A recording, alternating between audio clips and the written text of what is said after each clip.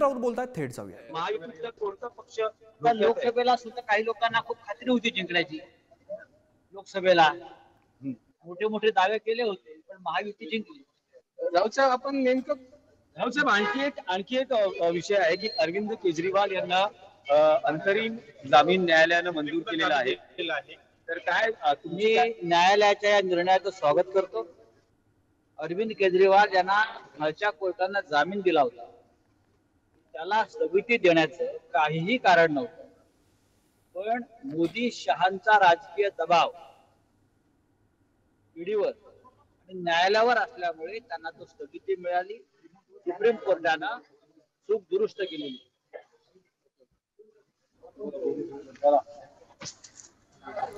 संजय राऊत बोलत होते. आमदारांच्या आधी उद्धव ठाकरे विधानभवनामध्ये पोहोचलेले आहेत. ठाकरेंच्या शिवसेनेचे आमदार विधानभवनाकडे रवाना झालेले आहेत. आमदारांच्या आधी उद्धव ठाकरे हे विधानभवनात पोहोचलेले आहेत. विधान परिषद निवडणुकीमध्ये उद्धव ठाकरेंची नवी खेळी बघायला मिळते. काँग्रेसच्या मतदानानंतर ठाकरेंचे आमदार हे मतदान करतील. त्यामुळे उद्धव ठाकरेंची ही नवी खेळी आता बघायला मिळते. दोन दृश्य आपण पाहतो. एकीकडे संजय राऊत सुद्धा आपल्याला दिसत आहेत. ठाकरेंच्या शिवसेनेचे आमदार हे विधानभवनाकडे रवाना होत आहेत. विधान परिषद निवडणुकीमध्ये उद्धव ठाकरेंची नवी खेळी बघायला मिळते. राज्यात आज विधान परिषदेच्या 11 जागांसाठीचं मतदान पार पडतंय. 11 जागा आहेत आणि 12 उमेदवार या ठिकाणी बघायला मिळत आहेत. त्यामुळे रंगतदार अशी लढत आज आपल्याला बघायला मिळते. तर ठाकरेंच्या शिवसेनेचे आमदार विधानभवनाकडे आता रवाना होत आहेत. आमदारांच्या आधी उद्धव ठाकरे हे विधानभवनामध्ये दाखल झालेले आहेत, पोहोचलेले आहेत. विधान परिषद निवडणुकीमध्ये उद्धव ठाकरेंची नवी खेळी बघायला मिळते. काँग्रेसच्या मतदानानंतर ठाकरेंचे आमदार हे मतदान करतील.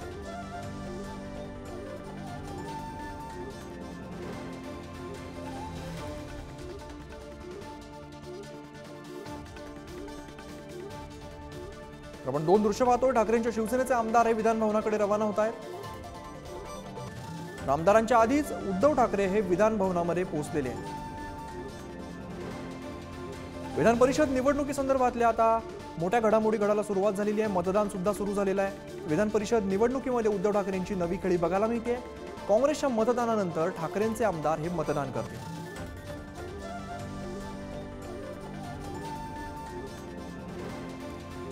ठाकरेंच्या सेनेचे आमदार हे विधानभवनाकडे रवाना होत आहेत.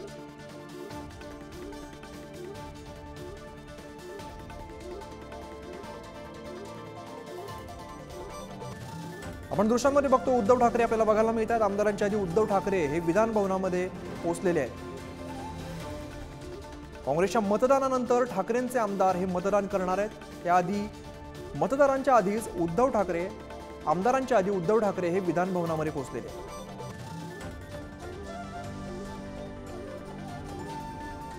विधानभवन परिसरातली आपण दृश्य पाहतो. या ठिकाणी उद्धव ठाकरे हे पोहोचलेले आहेत.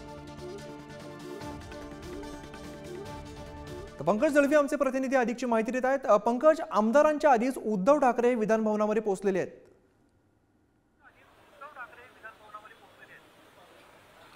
अमित, आमदार विधानभवनामध्ये पोहोचलेले आहेत.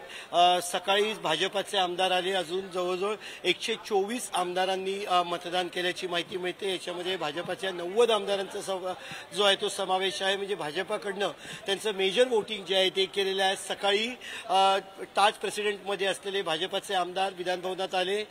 द ललित अंधेरीचं हॉटेल आहे तिकडे राष्ट्रवादी काँग्रेसचे आमदार तिकडे होते. ते विधानभवनात आले. अजित पवार आणि प्रफुल्ल पटेल हे त्यांच्यासोबत होते. तर एकनाथ शिंदे यांच्या शिवसेनेचे आमदार हे वांद्र्याच्या ताज लँडसेंड हॉटेलमध्ये होते आणि तिकडनं ते जे आहे ते विधानभवनात आलेले आहेत. खरं तर एकनाथ शिंदे यांच्या शिवसेनेच्या आमदारांना मध्ये ट्रॅफिकचा मोठा अडथळा होता. कोस्टल रोडचा जिकडे बोगदा आहे त्या बोगद्यामध्ये ते ट्रॅफिकमध्ये अडकले होते. उद्धव ठाकरे यांचे आमदार जे आहेत ते निघालेले आहेत. तेही काही वेळात विधानभवनात पोहोचतील. एकंदरीत संध्याकाळी 4 वाजेपर्यंत मतदानाची वेळ आहे आणि त्याच्यानंतर मतदान झाल्यानंतर मतमोजणीची प्रक्रिया सुरू होईल. गणपत गायकवाड यांना मतदानाचा अधिकार किंवा मतदान करायला अनुमती देण्यात आलेली आहे. त्याच्यावरनं सुद्धा ऑब्जेक्शन जे आहे ते प्रज्ञा सातव यांच्या निवडणूक प्रतिनिधींनी घेतलं होतं. त्यामुळे जसजशी मतदानाची वेळ पुढे सरकत जाईल तसतशी रंगत जी आहे ती याच्यातली अजून वाढत जाईल. नक्की कोणाची मतं, दुसऱ्या प्राधान्याची मतं कशी फिरणार, त्याचं कोणाला ती जाणार, बहुजन विकास आघाडीची 3 मतं आहेत ती कोणाला जाणार, ही सगळी गणितं जी आहेत आणि त्याची चर्चा विधानभवनामध्ये सुरू आहे. विधानभवनात ज्या लोकांमध्ये आमदारांचे पीए असतील, मंत्र्यांचे पीए असतील किंवा येणारी लोक, यांच्यामध्ये ही चर्चा आहे की नक्की 12वा खेळाडू जो आहे तो कोण पडणार, कोणाचा पराभव होणार, कोणाचा राजकीय बळी जाणार, कोण हरणार, या नावांची चर्चा चालू आहे. त्याच्यामध्ये अनेक नावांविषयी बोललं जात आहे. ती नाव घेणं योग्य ठरणार नाही, पण चर्चा विधानभवनात आहे की 12वा व्यक्ती कोण असेल जो या निवडणुकीच्या रिंगणातनं बाहेर जाईल. अमित. निश्चित पंकज, विकेट कोणाची जाणार हे पाहणं अत्यंत महत्त्वाचं असणार आहे. धन्यवाद.